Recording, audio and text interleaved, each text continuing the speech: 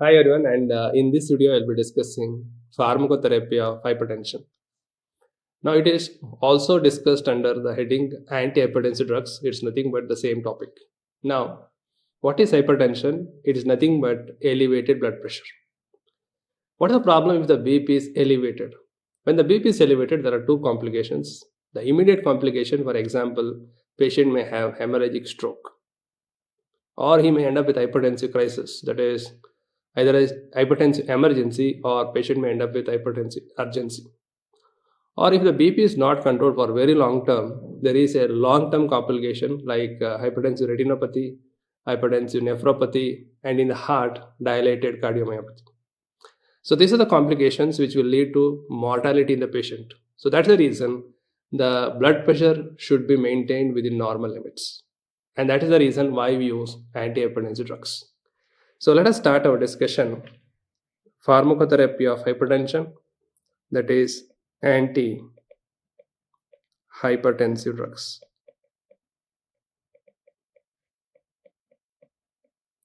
So antihypertensive drugs are the drugs which maintain the blood pressure. Now, hypertension is nothing but when the BP is more than 140/90 millimeters of mercury. So it is written like this: more than or equivalent to 140 systolic, more than or equivalent to 90 diastolic. So that is hypertension definition according to International Society of Hypertension guidelines. So hypertension is a BP of more than or equivalent to systolic, that is 140, more than or equivalent to diastolic, that is 90 millimeters of mercury. Now, what is the problem if the BP is not under control? If the BP is fluctuating, so there is an immediate complication. For example, immediate complication, if the BP is too high, the patient may end up with hemorrhagic stroke. Second, patient may end up with hypertension emergency, or patient may have hypertension urgency. Now, along with that, long-term complications when you don't control the BP. The long-term complications of hypertension are number one, hypertensive retinopathy. So patient may have hypertensive retinopathy. Then damage to the kidneys, that is called nephropathy, and hypertensive cardiomyopathy. So this is the complications what we see if the BP is high. Now, how do we control the BP and how do we manage that? What are the drugs used in hypertension? So let us understand that. For that, we need a bit of physiological concept. How do we know that? Now, let me tell you a physiology. Whenever the BP decreases, what happens? Whenever the BP is decreased, so there is stimulation of central sympathetic outflow. So central sympathetic outflow gets stimulated so that it has to maintain the BP. And when that gets stimulated, there are ganglia, that is sympathetic ganglia. Ganglion is stimulated.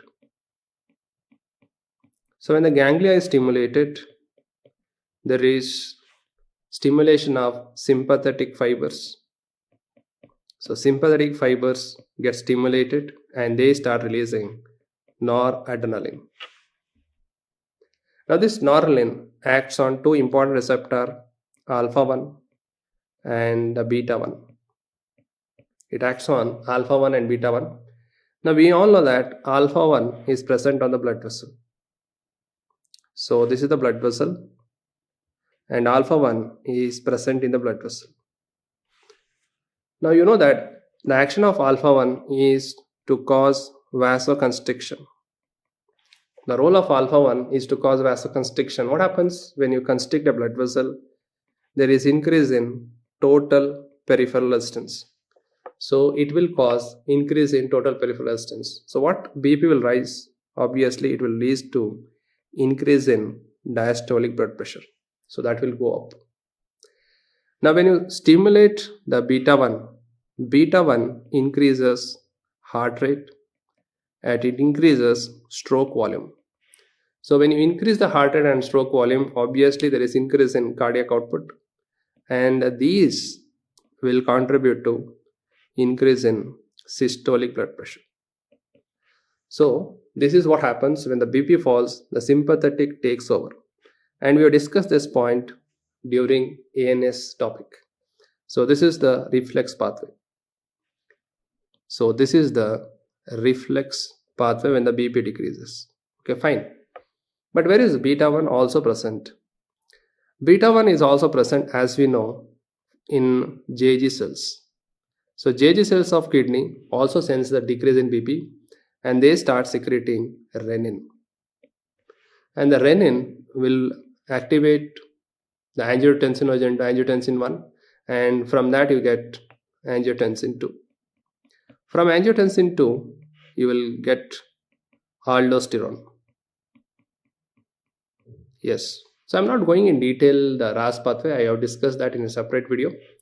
Aldosterone is going to cause sodium and water retention. So it is going to cause sodium and water retention. So this is another thing that happens when you activate RAS pathway. Now this sodium and water retention also increases the ECF, and they will also contribute to increase in blood pressure, that is the systolic as well as diastolic blood pressure. So that is the activation of RAS pathway. Now coming to the blood vessel. In the blood vessel, apart from alpha 1, are there any other receptor which play a role? Yes. Now the sodium ion can also cause vasoconstriction, sodium. Then the entry of calcium can also cause vasoconstriction. There is an ion, that is potassium, that also plays a role in maintaining BP, and we will discuss that, what is the role of it. Then we have a endothelium factor, that is nitric oxide. So it is endothelium factor, and that is nitric oxide.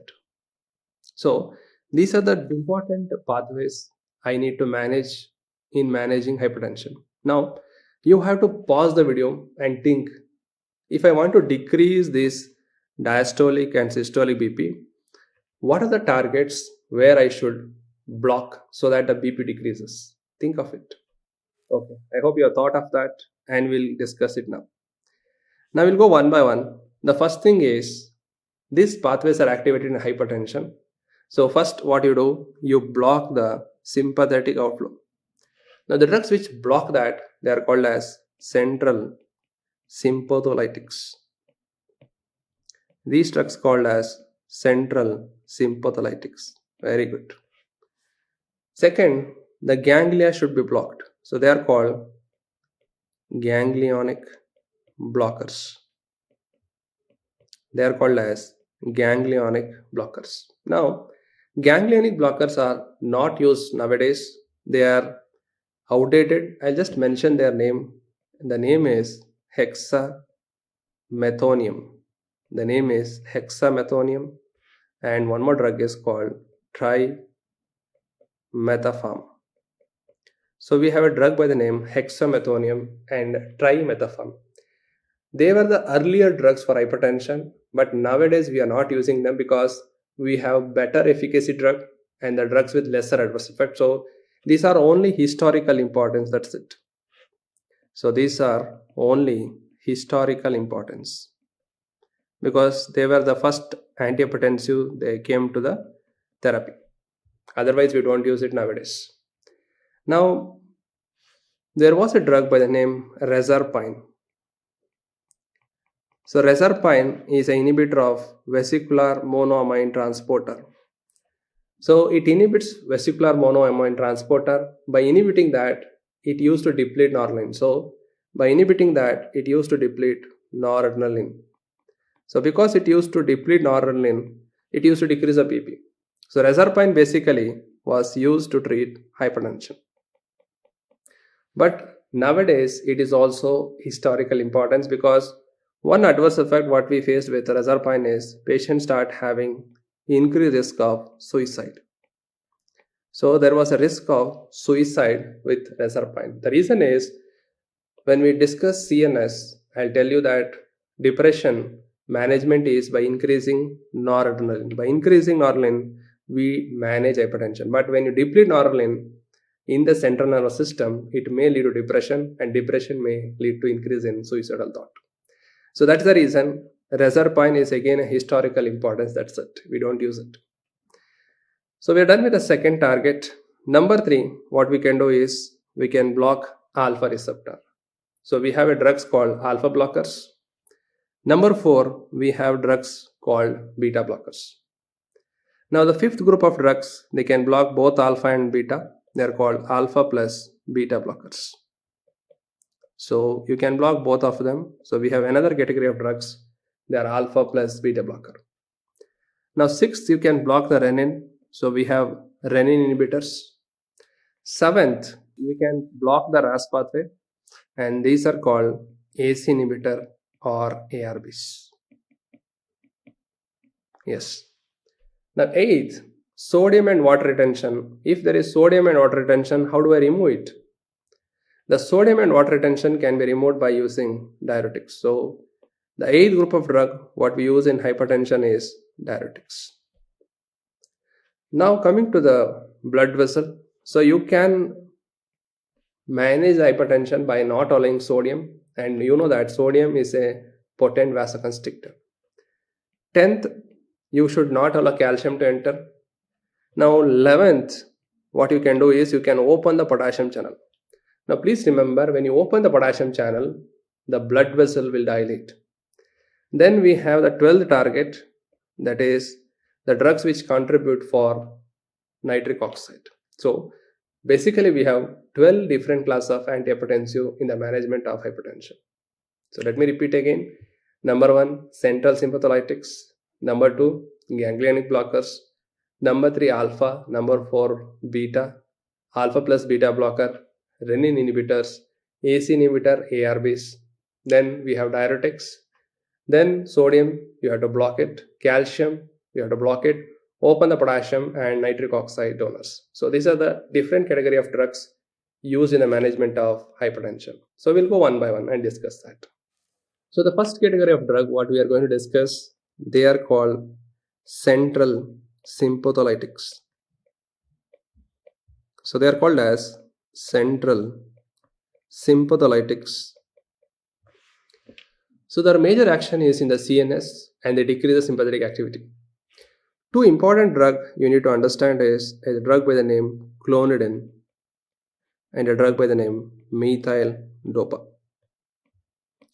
So the drug is clonidine and methyl dopa. These are central sympatholytics. Now let me discuss first clonidine and then I will come to methyl dopa. Now how do I understand the mechanism of clonidine? For that I want you to remember the sympathetic system. Now let me draw the synapse for you. So this is the synapse. And in the synapse, we have a presynaptic receptor and that is called alpha 2. Now we know that alpha 2 receptors are GI coupled receptor and it can decrease noradrenaline release. So the role of alpha 2 is to decrease noradrenaline release. Now what happens? In the postsynaptic terminal, we have alpha 1, we have beta 1 receptor, and if noradrenaline is not released, what happens to the BP? You think and tell me, will the BP decrease or increase? Yes. If the noradrenaline is not coming, the BP decreases. So keeping that in the mind, clonidine was discovered and clonidine acts as agonist at alpha 2, that is presynaptic alpha 2 receptor. So clonidine acts as presynaptic alpha 2 agonist, and by doing that it decreases noradrenaline release and there is decrease in BP. Now once we understand the mechanism of action, where to use clonidine? Uses. Number 1, clonidine is used for resistant hypertension. It is used in resistant case of hypertension. Now why it is only used in resistant hypertension, not routine therapy, I will explain that. Number 2, it is used in opioid withdrawal reactions. Opioid withdrawal reactions. Now, what do you mean by opioid withdrawal reaction? It's nothing but when the patient is on opioids and he suddenly stops taking that, the sympathetic activity will shoot up and we need to suppress that. And that is done by clonidine because it's a sympatholytic. It is also used in diarrhea in diabetes patients. So, diabetes patients having diarrhea, we use clonidine. Next, it is also used as transdermal patch. It is used as transdermal patch in postmenopausal hot flushes. It is used in postmenopausal hot flushes. So these are the major use of clonidine. And off-label, some places it is also used in the management of tics disorder. Now, what is the adverse effect of clonidine? What is the adverse effect of clonidine? It can produce dry mouth. It can produce dryness of mouth. And second, it can produce sedation. Now, what is the reason why it produces sedation? Obviously, you are suppressing sympathetic outflow, and we require sympathetic for activeness, and you are suppressing that. So, sedation, and patient will feel fatigue, and patient will also have erectile dysfunction. So, patient with clonidine will have erectile dysfunction. And one important thing is it can lead to clonidine withdrawal reactions. It can lead to clonidine withdrawal reactions. Now, what do you mean by clonidine withdrawal reaction? It is nothing but if the patient is already on clonidine and suddenly stop the drug, what happens? Suppose a person is taking clonidine and is on a travel and he forgot to take 2 days. What happens? Let us see that. Now, what happens when we use clonidine? This is the synapse.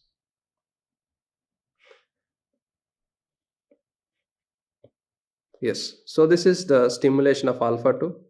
So clonidine is an alpha 2 agonist. Now, what happens when you use it every day? There is decrease in noradrenaline release.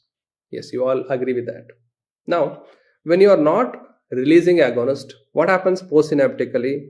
The alpha 1 and beta 1, they start increasing in number. They start increasing in number. So the receptors are becoming super sensitive, and they are upregulated. They are upregulated. That means if you are not being given a food, what happens? You will become more hungry and more angry. Same thing, when you are not stimulating a receptor for a very long time, the receptor will be super sensitive and upregulated. That is, number of receptors have increased. Now, patient suddenly stops clonidine. So when you suddenly stop clonidine, what happens? This alpha 2 agonism is gone, and suddenly the noradrenaline gets released. So noradrenaline is released when you stop the clonidine suddenly. What happens if noradrenaline is released? There are so many receptors and they are super sensitive, the BP will shoot up. So patient will end up with hypertension crisis, and that is what we mean by clonidine withdrawal reaction. So how do you manage that? The drug of choice is phentolamine. So that is the drug which is an antihypertensive used to manage clonidine withdrawal reaction. So phentolamine is the drug of choice. If it is not available, you can use other antihypertensives like labetalol IV can also be used. But the drug of choice will be phentolamine for managing that. This is one of the reasons why clonidine is not used for routine therapy of hypertension, because patient misses the dose, he may end up with this. Okay, so these are the problems what we see with dry mouth, sedation, fatigue, erectile dysfunction, and clonidine withdrawal reaction. The major uses are resistant hypertension, diarrhea in diabetes, opioid withdrawal reaction, and a transdermal patch in postmenopausal women. And this is the mechanism of action. The name is clonidine. Let us discuss one more central sympatholytic, and that is called methyl dopa. So the name is methyl dopa. After metabolism, it is converted into alpha methyl norepinephrine. So This methyl dopa is a prodrug, and after metabolism, it will become alpha methyl norepinephrine, and that will act as presynaptic alpha 2 agonist, similar to clonidine. And you know that by doing that, it decreases noradrenaline release. So what happens when you decrease noradrenaline release? What happens? Obviously, the BP will decrease. So that is how it produces antihypertensive effect. So methyl dopa is a prodrug. After metabolism, it is converted into active metabolite, and that is called alpha methyl norepinephrine, which acts on presynaptic alpha 2 and decreases noradrenaline release and decreases BP. Yes. So where do I use this drug? The use of drug is mainly in hypertension in pregnancy. So the major use of drug nowadays is in hypertension in pregnancy. What is the adverse effect of a drug? The drug, similar to clonidine, can produce dry mouth. Patient may have sedation, and certain patient can also develop gynecomastia. So it can also lead to gynecomastia in a male patient. And one important thing is it can produce Coombs test positive. So patient may have Coombs test positive. Now, more than 1/6 of the patient, suppose I have given to 6 patients, at least one patient will have that Coombs test positive. So 1/6 of the patient will have this problem. I will repeat again. If I have given to 6 patient methyl dopa, one will have this Coombs test positive. So imagine if you are given to 100, right? So more than approximately 20% patient will have that. So what is the significance? If the patient becomes Coombs test positive, there is a risk of hemolysis. Now, if a patient comes to the hospital with a report, sir, my Coombs test is positive, should I stop the drug? No. It depends whether the patient has developed the symptoms of hemolysis or not. Whether the patient has developed the symptoms of hemolysis or not. Now, if there is a patient having symptoms of hemolysis, then stop the drug. Stop. If the patient is not having any symptoms of hemolysis, then you can continue the drug. You can continue methyl dopa. So this is what we do with central sympatholytics. Methyl dopa, that is a concept. So once we are done with the first target, then the second target are ganglionic blockers.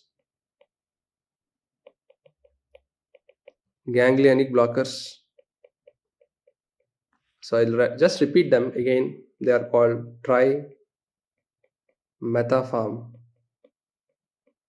and hexamethonium. So they are only historical importance, and nowadays we don't use them because we have best drugs than them. They have more efficacy, lesser adverse effect. Now coming to the third important category of drugs in hypertension, they are called as alpha blockers. They are called as alpha blocker, and the alpha blocker is prazosin. So prazosin is called alpha 1 selective blocker. It is used if a patient has hypertension plus peripheral vascular disease. PVD stands for peripheral vascular disease, or a patient has hypertension along with benign prostate hyperplasia, then we use prazosin. Then moving on to another beta blocker, it is called phentolamine. So phentolamine IV is preferred in certain hypertensive crises. Example is pheochromocytoma.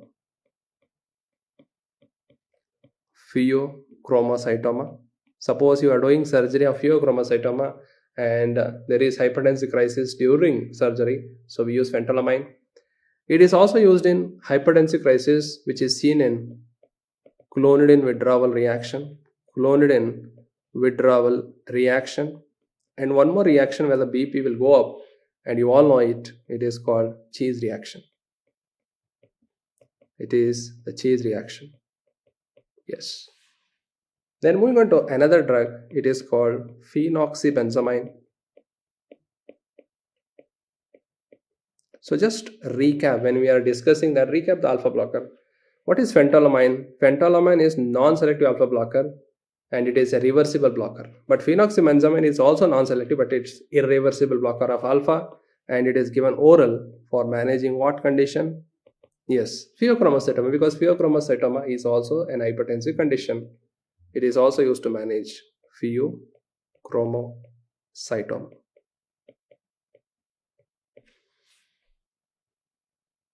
Okay, so these are the alpha blockers. Okay, moving on to the next target, that is the fourth one, is what we mean by the beta blockers. So how does beta blocker work? They have two important actions. One is in the heart and one is in the RAS pathway. So in the heart, it is known to decrease heart rate. It is known to decrease the stroke volume, and that will decrease the cardiac output, and that is going to decrease the systolic blood pressure. So when you inhibit renin, because you know that beta 1 is also present in JG cells, so the drug inhibits renin, and when it inhibits renin, it decreases the RAS pathway. So it decreases the RAS pathway, and when you decrease it, it will contribute to decrease in systolic as well as diastolic BP. So this is a major action of beta blockers. Now, usually the commonly used beta blockers, that is cardioselective beta blockers, examples are atenolol, which is used in practice, atenolol, metoprolol, then nebivolol, bisoprolol. So these are commonly used in practice, cardioselective beta blockers. Now, another cardioselective beta blocker, the name is esmolol, and you know that esmolol is the shortest acting beta blocker and it is usually given IV. So that is used in the management of hypertension emergency. So that is not used for routine therapy, but atenolol, metoprolol, nebivolol, bisoprolol are used in routine therapy. And beta blockers are not a first line drugs for hypertension nowadays. But where to use it? Which patients with hypertension I use it? Suppose patient has hypertension, along with that he has certain comorbidity. What comorbidity I can prefer it? If the patient has post MI. So patient had MI and also hypertension. The reason why it is preferred in post MI patient is it has shown to decrease the risk of arrhythmia, and also it has shown to decrease the infarct size. So that is the advantage. Second, it is also given if the patient has hypertension with anxiety.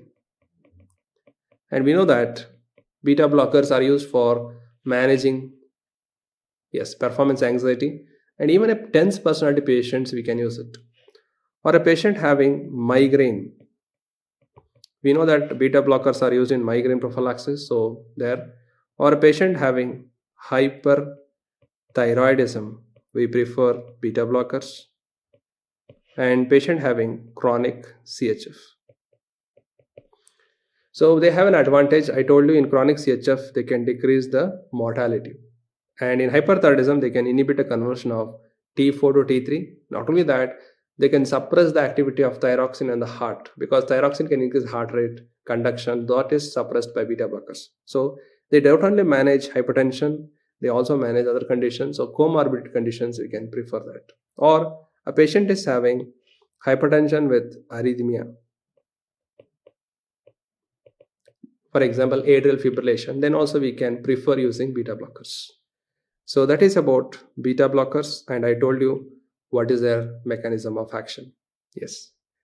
Now another is also beta blocker, but to make you understand separately, I have made them as alpha plus beta blockers. They are nothing but beta blockers only. They are alpha plus beta blockers. So in that we have a drug, and the name is labetalol. It is called as labetalol. So labetalol is used in hypertension. It is the first choice drug. First choice. It is the first choice in pregnancy. So first choice in hypertension in pregnancy, and also it is a first choice in hypertensive emergency in pregnancy. So labetalol is used in the management of hypertension. It's the first choice in hypertension pregnancy and in even in hypertension emergency. So without pregnancy also, it is also used for hypertensive emergencies also.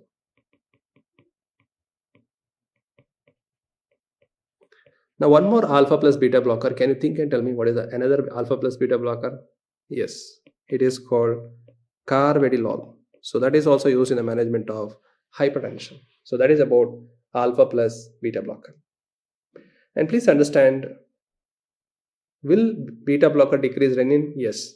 Remember, beta blocker, they decrease the renin activity. They decrease the renin activity. I told you because they block the renin. Because JG cells have beta 1. If you block that, renin is not released.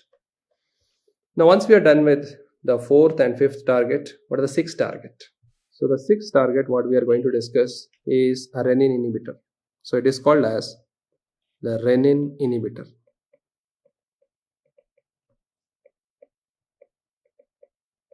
So what is the name of that renin inhibitor? It is nothing but Arlis chiron. You read the name again. It ends with inhibitor of renin, Arlis chiron, and is used to treat hypertension only. Do we use it in chronic CHF? No, it is used for hypertension only. Can we give it in pregnancy? No. Please remember, it is contraindicated in pregnancy. And drug interaction, very much important. Can we combine this with ACARB? Never. Not combined with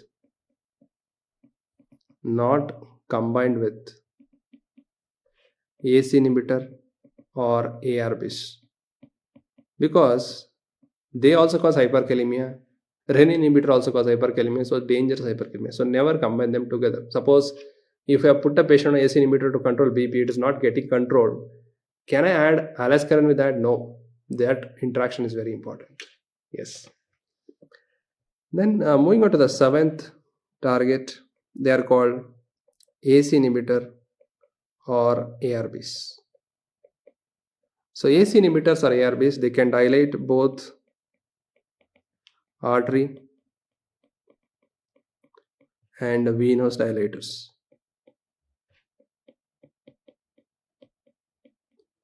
So they can decrease systolic and they decrease diastolic blood pressure. Since they are not blocking the renin production, there is a chance they can increase renin activity. So they can increase renin activity. Why? Because you are not blocking the renin. You are only blocking the AC enzyme, or you are blocking angiotensin. So the renin will increase and it will try to push the RAS pathway. So hyperenemia is seen, but not a problem because patient will not have angiotensin 2, will not have aldosterone production properly. So that will lead to decrease in systolic and decrease in diastolic BP. Now AC inhibitor are used. What is the role of AC inhibitor or ARB in hypertension? They are the first line drugs in hypertension.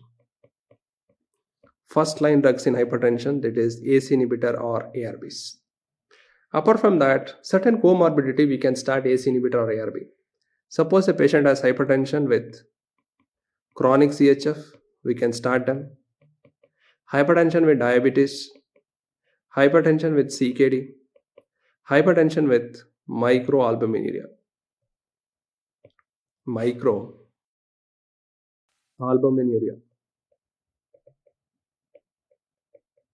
So can you take a guess why hypertension with diabetes, hypertension with CKD and hypertension with microalbuminuria it is preferred? Why? Because diabetes, hypertension, CKD, they all can cause microalbuminuria. So in diabetes you will see microalbuminuria, chronic kidney disease you will see. So the drug ACE inhibitor ARB, they are known to decrease microalbuminuria. So that is the reason why it is preferred in a patient with hypertension, diabetes, CKD and microalbuminuria. Hypertension with chronic CHF, why it is preferred? In chronic CHF, ACE inhibitor have shown to decrease mortality risk. So that is the role of ACE inhibitor or ARBs. They are same only. You may ask a question, can we combine ACE inhibitor and ARBs together? If the patient is not getting the BP control, can we combine them? No. The reason is the drugs have similar mechanism of action, they block same pathway, and the risk of adverse effect increases. They are never combined together. They are never combined together. That is ACE inhibitor. Now, very important point, ACE inhibitor, ARBs, they are absolutely contraindicated in pregnancy. Very, very important point. So if they ask in the exam, a pregnant lady has come for hypertension treatment, which antihypertensive you will avoid? ACE inhibitor, ARB. What about alaskiren? Alaskiren is also contraindicated in pregnancy. Very much important point. Now, once we are done with that, let us move to the next target. The next target will be diuretics. These are called diuretics, and diuretics are the drug which increases sodium and water excretion. So we have thiazide diuretics. So thiazide diuretics, how do they decrease BP? There are two important mechanisms. One is the short-term mechanism, and one more is the long-term mechanism. Short-term mechanism is by loss of sodium. So they lose sodium, and along with that they lose water, and by doing that they decrease the blood volume, and that will contribute to decrease in BP. But long term, what happens when you lose sodium? It will lead to increase in arterial compliance. So you know that in hypertension the artery would be stiff, and that compliance is increased, and it is like taking lesser salt. We tell the patient to eat less salt in hypertension, it's similar to that, and that will decrease the BP. And that BP which is decreased, do you think they are very great antihypertensives? No, they decrease the BP around 5 to 10 millimeters of mercury only, and they are called as mild antihypertensive. Thiazide diuretics are mild antihypertensives. So can you recap what are the thiazide diuretics you know of? Yes, the hydrochlorothiazide, chlorthalidone, indapamide, and metolazone. Now, thiazide diuretics are the first choice for hypertension.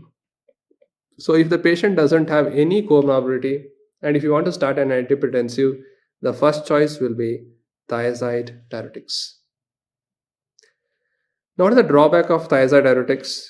The adverse effect of thiazide diuretics are the lipid abnormality. Number one, they can decrease potassium, and the patient may complain of muscle weakness, fatigue because of hypokalemia. Second problem is they can increase the glucose, they can increase lipid, and they can also increase uric acid. So in the exam, they can ask you a question, a patient has hypertension plus gout. What drug will you avoid? Obviously, you should avoid thiazide diuretics because they increase uric acid. So this is the main problem when we use thiazide diuretics for treating hypertension. Remember, they are the first choice. Sir, will the increase in glucose, lipid, uric acid have a major risk? Now, with the use of low dose thiazides don't cause this problem. So low dose thiazide have less risk of this problem. So that's why most of the physicians will put the patient on this, because the risk is very less. But when you increase the dose, the risk of hyperglycemia, hyperlipidemia, as well as hyperuricemia increases. So remember, they are the first choice for hypertension. What about the other diuretics? Coming to other diuretics, loop diuretics. Loop diuretics example is furosemide. So can you tell me what are the other loop diuretics? Just pause the video and try to remember them. Bumetanide, torsemide, and ethacrynic acid. Now loop diuretics are used in which hypertension in a patient whose GFR is less than 30 ml per minute. Because most of the thiazide diuretics will not work if the GFR is less than 30 ml per minute. Can you tell me one thiazide diuretic which can work even the GFR is less than 30 ml per minute, whose efficacy remains same? Yes, it is metolazone. It is also used in hypertension emergency. Now, you may ask a question, why loop diuretics are not used for routine therapy? Why the patient should not take every day for treating hypertension? The reason is simple. They develop tolerance. After a few months, they don't work. And next problem is, patient will have so much of diuresis. They are high efficacy. So we reserve it only if the patient has hypertension and GFR is decreased or in hypertension emergencies. Coming to one more diuretic is the use of spironolactone. So can you tell me what is the mechanism of action of spironolactone, aldosterone receptor antagonist? So it is used if a patient has resistant hypertension. So patient has resistant hypertension, then we use spironolactone. Why? The major reason for resistant hypertension is aldosterone is excess, and that can be taken care by spironolactone. Or a patient has Conn's syndrome. Conn's syndrome is a condition where aldosterone is excess, and that will also lead to hypertension. Or a patient is already on a diuretic and has hypokalemia, so it is used to manage hypokalemia due to diuretics. So these are the role of diuretics in managing hypertension. This is the role. So the thiazide, loop, and aldosterone receptor antagonist. What is the other name for that? Mineralocorticoid receptor antagonist. Yes. So moving on to the ninth target. So can you imagine what is the ninth target? Sodium. So we don't have sodium channel blockers. We can tell the patient to take less salt. So less salt intake. Can you tell me how much is less salt intake? What is the recommendation? It is less than 5 gram per day. So this is the advice you have to tell the patient. There is no drug to block sodium. Then the 10th is the calcium channel blockers. So calcium channel blockers, we have two varieties. The non-DHPs, that is verapamil and diltiazem. And one more drugs are dipins. They are called as dipins. Example is nifedipine. So nifedipine, what we use in the management of hypertension, should be sustained release. And other drugs are amlodipine, nitrindipine. So these are the major CCBs. And remember, CCBs are first line antihypertensives. First line antihypertensives. Right. And they are preferred. Which comorbidity? Suppose a patient has hypertension with peripheral vascular disease, you can prefer calcium channel blockers. The advantage of calcium channel blockers are they will not produce no sexual adverse effect, no metabolic adverse effect. So that is the advantage with them. They don't increase glucose, lipid, or they will not increase uric acid. So that is the advantage of CCBs. Right. So the 10th target are calcium channel blockers. Moving on to the 11th target, they are called as potassium channel openers. So 11th is potassium channel openers. Now I told you, suppose there is a cell and the cell is more negative, the positive ion that is present is potassium. Now if you open potassium, potassium will go out. So when the potassium goes out, the cell is hyperpolarized. The cell is hyperpolarized. That means, what do you mean by if the cell is hyperpolarized? It is less excitable. If it is less excitable and if it is a vascular smooth muscle, that will lead to vasodilation. The smooth muscles will relax and that will lead to vasodilation. So what are the drugs here? So we have a drug by the name diazoxide. The name is diazoxide. And nowadays it is not used for hypertension. Diazoxide produces adverse effect, that is hyperglycemia. It produces an adverse effect called hyperglycemia. What is the reason why it produces hyperglycemia? Because diazoxide acts on pancreatic beta cells. So it acts on pancreatic beta cells, and there it opens potassium channel. Now when you open a potassium channel there, what happens? There is decrease in insulin release. Now you know that when you decrease the insulin release, patient will have hyperglycemia. Hyperglycemia. So the drug diazoxide, it's a potassium channel opener. In pancreatic beta cells, it can open potassium channels and decrease the insulin release. You compare that with a drug which blocks these potassium channels and used in the management of diabetes. Yes, any guesses? Yes, they are called sulfonylureas. Sulfonylureas are the drug which block this ATP potassium channel. They increase insulin release and they decrease glucose. So compare that. Okay, so diazoxide can cause hyperglycemia. I told you the reason. Nowadays, it is not used in hypertension, but we use it in the management of a tumor called insulinoma. So, what is insulinoma? It's a condition where the insulin secretion is more from the pancreatic beta cells. So, how do we manage this? Because it decreases insulin release and we can use it there. The name is diazoxide. Moving on to the next potassium channel opener, and that is minoxidil. The name is minoxidil. So minoxidil, earlier it was used in the management of hypertension. The problem with using minoxidil is it's a predominant arteriodilator. So when it dilates the artery, it is known to produce hypertension, and the RAS pathway used to get activated. It will lead to sodium and water retention. So we have better drugs nowadays. That's why minoxidil is not used. But when the minoxidil was used, one adverse effect, what happened with females, they started developing hirsutism. So that is taken as an advantage nowadays, and it is used in a condition called androgenic alopecia. Androgenic alopecia, it is male pattern baldness. So we use minoxidil topical for that. So minoxidil is used topical to manage androgenic alopecia.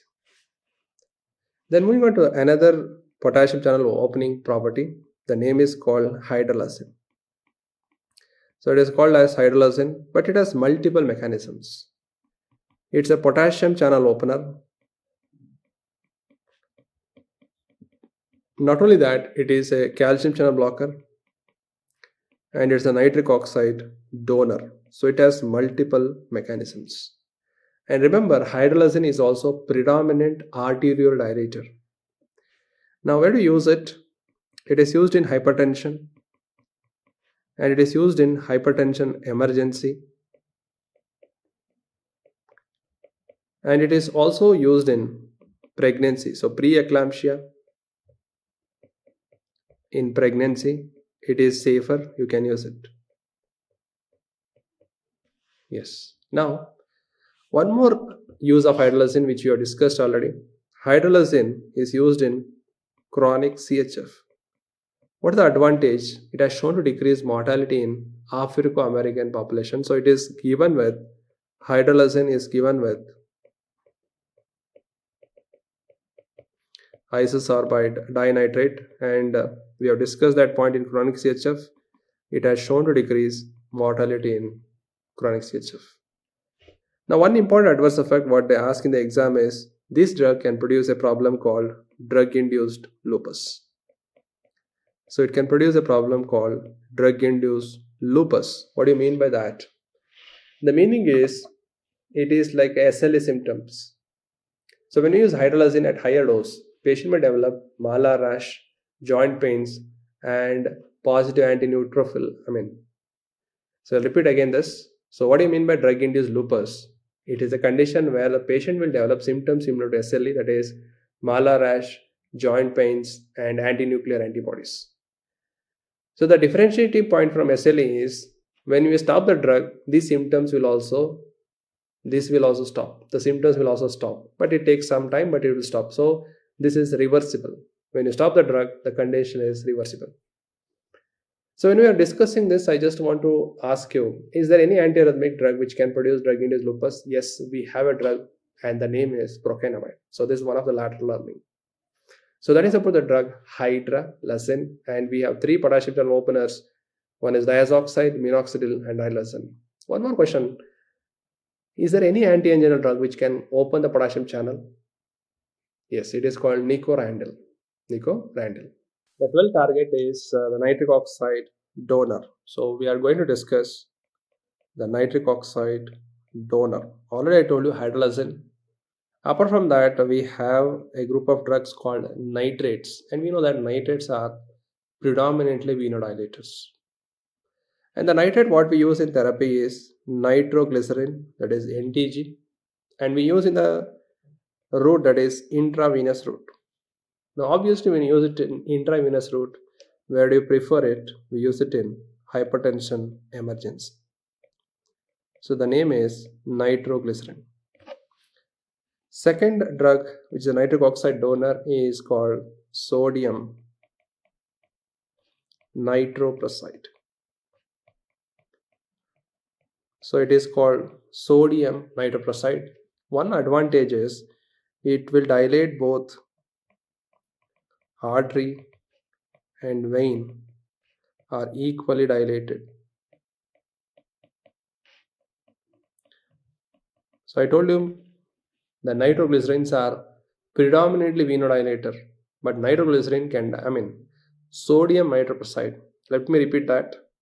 Nitroglycerin is a predominant venodilator. Sodium nitroprusside can dilate both artery and vein equally. Then coming to the pharmacokinetics, this drug is very short acting. Short acting. That means how many minutes it will work. The duration of action of the drug is only 2 to 5 minutes. So the drugs work for 2 to 5 minutes.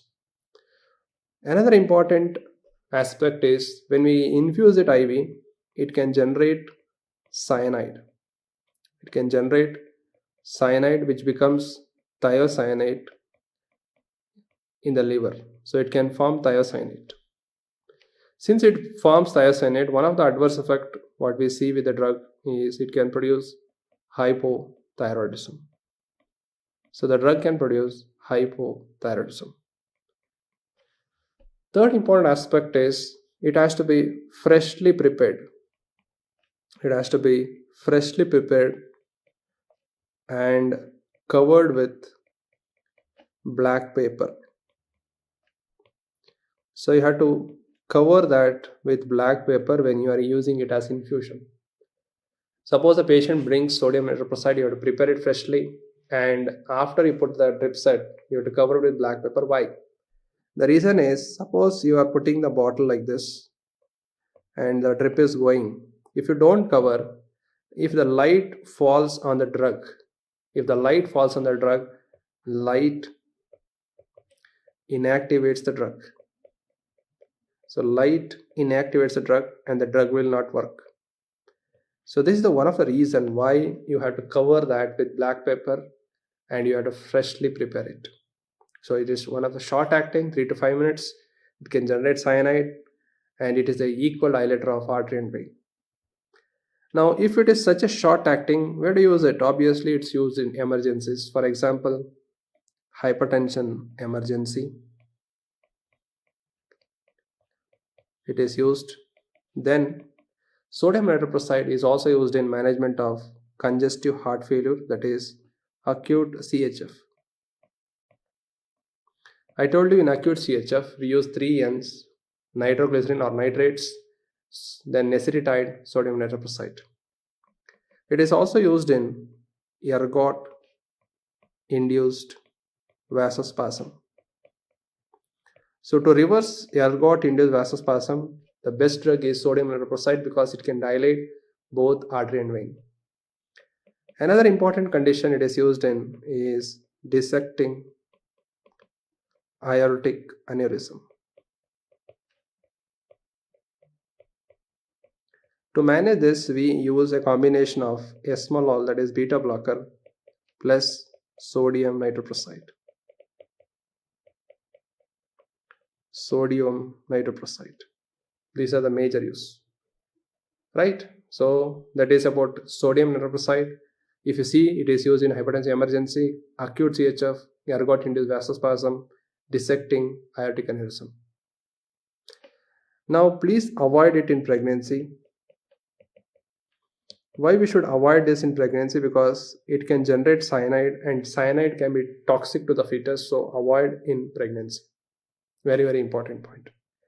So until now, I have discussed what are the various antihypertensive drugs used in the management of hypertension. Now imagine when the patient comes with high blood pressure, will we give all the 12 or is there any preferences? So when we know there are 12 classes of antihypertensives, should we give all the 12 or is there any preferences when the patient comes with high blood pressure? Now there are so many guidelines to tell us what are the drugs to be used. For example, there is European Society of Cardiology, American Heart Association, International Society of Hypertension, our Indian Society of Hypertension guidelines. Whatever it is, all the guidelines, whenever the patient is diagnosed with hypertension, how do you manage? So patient is diagnosed with hypertension. Now we have 12 drugs. Now we cannot tell the patient, we cannot put all the 12 drugs in a bottle, and when the patient is diagnosed with hypertension, you cannot tell the patient, you do one thing, pick one chit. Yes, clonidine, right? Clonidine. That is not feasible, that is not practical. So that's the reason we have guidelines to tell what has to be started first when you treat a hypertensive patient. So when a patient is diagnosed with hypertension, there are first line drugs. There are first line drugs in all the guidelines. What is that? You can remember as A, C, and D. What does A stands for? A stands for ACE inhibitor or ARBs. Either you can start with prils or statins. Then the CCBs, that is the dipins, and D for diuretics. Which diuretics? Thiazide diuretics. So these are the first line antihypertensives what the physician will start. Now with the use of all the three drugs, still the BP is not coming down, we call it as resistant hypertension. So resistant hypertension is a condition where we are using minimum 3 drugs. Even we have used 3 drugs, the BP is not controlled, and in 3 drugs at least one should be diuretic. One should be diuretic, then only we call it as resistant hypertension. Now when the patient develops resistant hypertension, then we have other options. For example, you can start the patient on spironolactone, or you can start the patient on clonidine depending on the condition of the patient, or you can start alpha blocker or beta blocker like this. So they are used for managing resistant hypertension, that is spironolactone, clonidine, alpha blocker or beta blocker. Many times when the patient has comorbidity, then we don't go with this first line or second line like that. Suppose a patient has hypertension with BPH. Now you tell me, what will you prefer if a patient has hypertension with BPH? I already told you. Yes, obviously prazosin. The reason why we start prazosin is because it takes care of hypertension and also BPH. I will give one more example. A patient has hypertension with migraine. So which class antihypertensive will you prefer? Yes, you are right, beta blockers. Suppose a patient has hypertension with gout.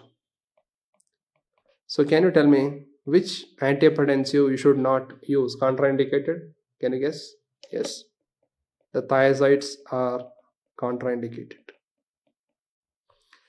Right, so these are some of the cases they can ask in the exam. Hypertension with BPH, what is preferred is prazosin, migraine, beta blocker. What is avoided in gout patient with hypertension is thiazides. Now moving on to the other important aspect, I have made a list for you. Now the list is like that: the drugs which cause metabolic adverse effect, and the sexual dysfunction. So what are the antihypertensive drugs which can produce this problem? So let us start with the first line drugs, the AC inhibitor or ARBs, then the CCBs, then thiazides, then the beta blockers, then the alpha blockers. So I'll mention them. AC inhibitor ARBs, will they increase glucose, lipids or uric acid? No. Do they cause sexual dysfunction? No. What about CCBs? No metabolic adverse effect, no sexual dysfunction. Thiazides, they can increase glucose, they can increase uric acid, and they can increase lipid. And do they cause sexual dysfunction? Yes, they can produce erectile dysfunction. So they can cause erectile dysfunction. What about the other beta blockers and all? And we know that beta blockers, they can produce dyslipidemia. What about sexual dysfunction? Do they produce? Yes, they can also produce erectile dysfunction, that is beta blocker. What about alpha blocker? Alpha blocker will not also increase glucose or uric acid, but they have a good effect. Good effect in metabolic problem. What is that? They are shown to increase HDL, so which is very good. So a patient with dyslipidemia, if you want to prefer, alpha blockers should be preferred because they increase HDL. Now, do they cause sexual dysfunction? Yes, they inhibit ejaculation. We have learned that in alpha blockers. So this is what I have made a list so that you will understand what are the metabolic problems, what they cause, and what are the sexual dysfunction. So AC, ARB, CCBs don't produce that. Now, can you guess one more drug in antihypertensive therapy which can cause sexual dysfunction? Yes, the name is clonidine can also produce sexual dysfunction. So you understood the first line drugs, resistant hypertension and comorbidity. How do we manage these cases? The next thing what I am going to discuss is something called hypertensive crisis. How do we manage that? What are the drugs available for that? So the next one is hypertension crisis. Hypertension crisis. We have two important ones. The hypertensive emergency and hypertensive urgency. So what is the difference between emergency and urgency? Both the places the BP will have higher value, systolic more than 180, diastolic more than 120. Here also the BP will be high, more than 180 systolic, more than 120 diastolic. Now when the BP is high in both the places, what is the difference? So here there will be end organ damage. Remember the E for end organ damage. For example, patient come with high blood pressure and he may have stroke. He may have retinal hemorrhage. So there is some end organ damage. So here you have to decrease the BP in minutes. You have to decrease the BP in minutes, and it is managed in intensive care unit, and we give the drugs intravenous. So we use IV drugs. In urgency, there is no end organ damage. So patient will come, when you measure the BP it is high, but other problems are not there. No end organ damage. No end organ damage. And here you have to decrease the BP in hours, not suddenly. And you can manage the patient not in ICU. You can manage the patient in ward or OPD basis only. And you can give oral drugs. So you can manage with oral drugs only. Yes. So this is how we manage. Now what are the drugs used in hypertensive emergencies? Now the name is hydralazine.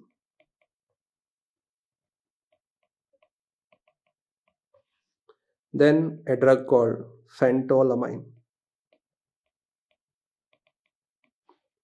labetalol.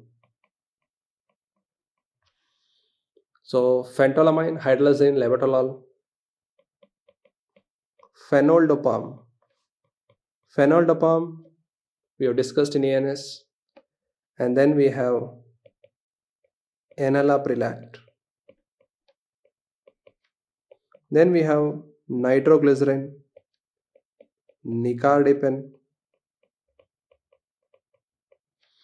and sodium nitroprusside. Then another CCB called clevidipine,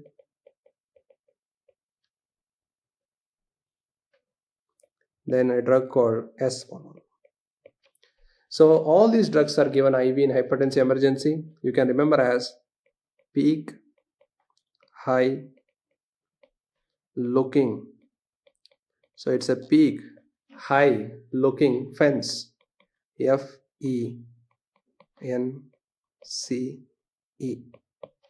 So peak, high, looking fence.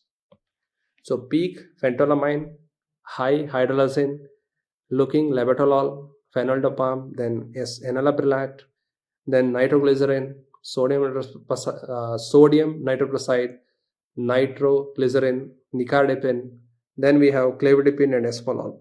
Now, in all this, the most commonly used in emergencies is labetalol and nicardipine. These are the two preferred ones in hypertension emergencies. Others can be used, but these are the first choice. Nicardipine or labetalol can be used. Then coming to the oral drugs which can be used to manage urgency, they are oral amlodipine. You can use amlodipine, or oral labetalol can be used. Oral labetalol or captopril or clonidine. So any of these are used, not all the four. Remember, any of these. So commonly what we use is either amlodipine or labetalol. These are commonly used in practice. So that is about the hypertension crisis. What are the drugs we use in management? So hypertensive emergency, the first choice are either nicardipine or labetalol, and in urgency either we use amlodipine or labetalol. Yeah. So once we are done with that, what about hypertension in pregnancy? What are the safer drugs? Hypertension in pregnancy. So what are safer? Hypertension in pregnancy, the safer ones are labetalol, then methyl dopa, labetalol, methyl dopa, the DHPs, for example, nifedipine, sustained release, then clonidine, hydralazine, and prazosin. So hypertension in pregnancy, the safer ones are labetalol, methyl dopa, DHPs, clonidine, hydralazine, and prazosin. I have a mnemonic for that.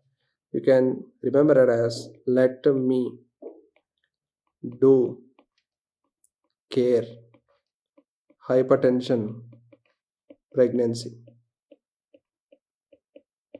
So let me do care hypertensive emergency. Here it is, let me do care hypertension pregnancy. So labetalol is the most commonly, and that is the first choice in hypertension in pregnancy. Another important aspect is when we use drugs for hypertension which are contraindicated and which have high teratogenic risk. Which antihypertensive have high teratogenic risk? Can you guess and tell me? They are ACE inhibitor, ARBs, and ally's chirin. These are absolutely contraindicated during pregnancy. These are contraindicated in pregnancy.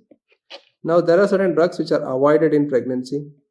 I will tell you the reason why they are avoided. Even though they are not teratogenic, they are avoided in pregnancy.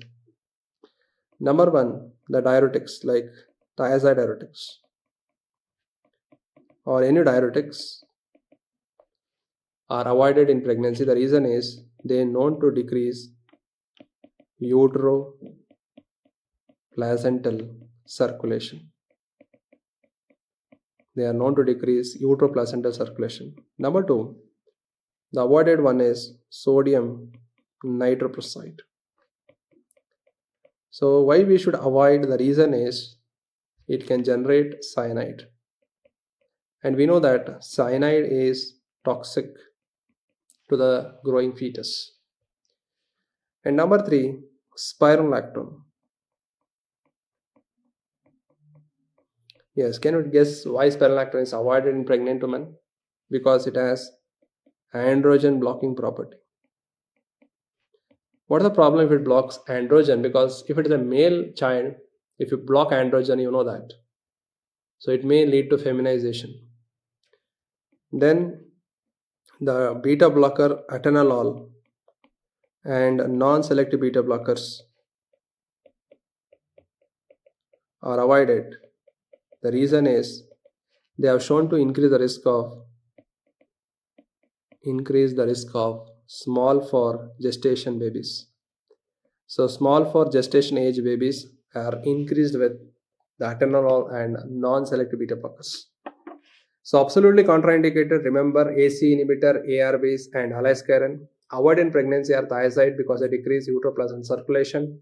Sodium nitroprusside because it generates cyanide, which may be toxic to the fetus. Spironolactone, androgen blockade, and then atenolol, and then non-selective beta blockers. They can increase the risk of small for gestation age.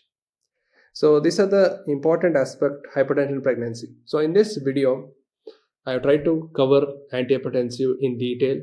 Remember, it's a very important topic because in India we have so much of hypertensive patients. And I started my topic with telling you the pathophysiology, the RAS pathway, the sympathetic system. We blocked the central sympathetic system, that is central sympatholytics, ganglionic blockers, alpha blockers, beta blockers, alpha plus beta blockers, renin inhibitors, ACARB. Then we have diuretics, sodium blockade, that is taking less salt, less than 5 gram per day. Then the calcium channel blocker, then potassium openers and nitric oxide donors. And then we understood the application, what are the first line drugs and what is resistant hypertension and what are the specialties of these drugs and where we should avoid. Then how do you manage emergency and urgency, what are the drugs used, and then hypertension in pregnancy, what are safe, what are avoided, what are absolutely contraindicated because of teratogenic risk. So that is what we discussed in this video. Thank you all.